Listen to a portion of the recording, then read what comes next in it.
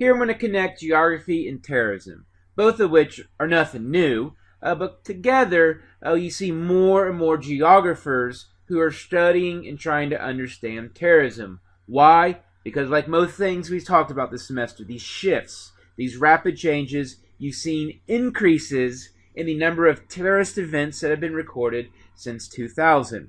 So it's about 5 times as many today compared to just 15, 20 years ago. So obviously something's changed. Oftentimes where you see terrorism occur, where you see terrorism events happen, is often also in places where you see a lot of conflict. So these two things go very much hand in hand. But what is terrorism? What makes it unique? How is it different in terms of how and why conflict occurs on Earth? And so what we have to first off is define terrorism. It's essentially any systematic use or act of violence by a particular group to achieve their objectives. And those objectives, of course, vary from place to place. They're not always related to religion. But how do we do this? We utilize intimidation, fear, coercion of governments. And so obviously the name terrorism implies fear, terror, trying to incite changes, playing on people's fears, playing on the fact that people are scared to die, let's say.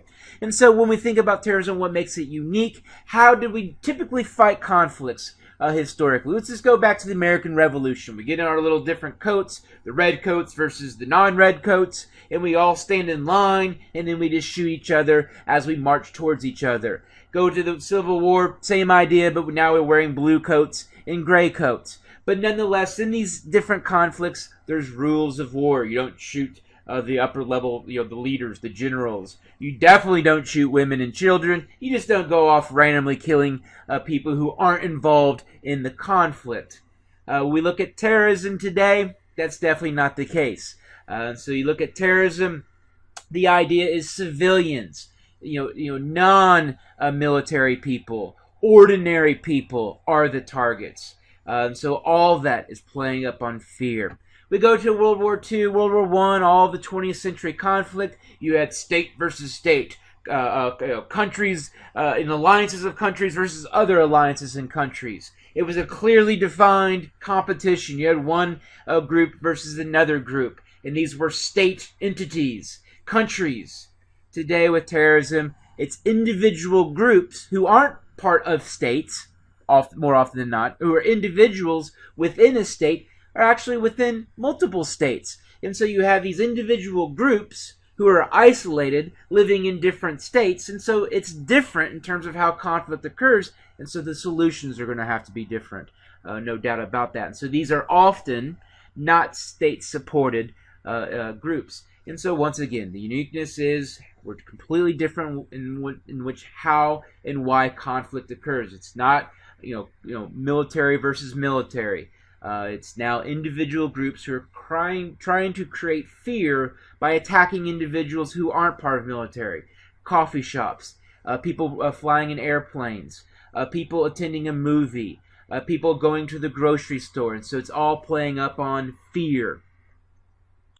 A group called the Global Terrorism Database from the University of Maryland, what they did was they essentially tracked every single terrorist event that has occurred since 1970, all the way up to 2013 is the most recent data. I believe it's available. So what they found was that 70% of those terrorist events occurred in countries that also had ongoing conflicts. And so you kind of have this situation where you see terrorist events also happening in places that already have conflict. And they definitely go hand in hand. So conflict often incites terrorists, incites more violence, but also then the terrorist violence also incites more conflict to try to get rid of the terrorists. And so there's kind of this back and forth that occurs, and so terrorism and conflict go hand in hand, especially more and more today.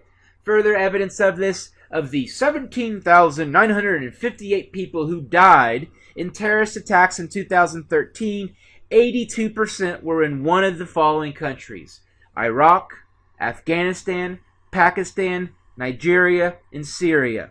All countries that have a whole lot of conflict. So we look at where terrorism occurs. It occurs mostly in those places that are unstable, that have, for example, the resource curse, or maybe they have just an ongoing ethnic divide in a particular country. And why I also say this is actually you look at where terrorism events occur beyond countries with heavy conflict. For example, high-income countries, stage 4 countries, very rarely do you see terrorism actually occur there. So you might have a high-profile event in France, or in Sweden, or in the United States, but for the most part, terrorism occurs in certain areas that have always historically had conflict, and we continue will see conflict in these particular areas. That being said, if in those high-income countries, those wealthiest countries, if terrorism does occur, it's actually a good chance it's going to happen in the United States. And so there are those cases here and there in some high-developed, high-income countries, but the United States actually has a higher rate amongst high-income countries than the other ones in terms of terrorist events and people dying from terrorism.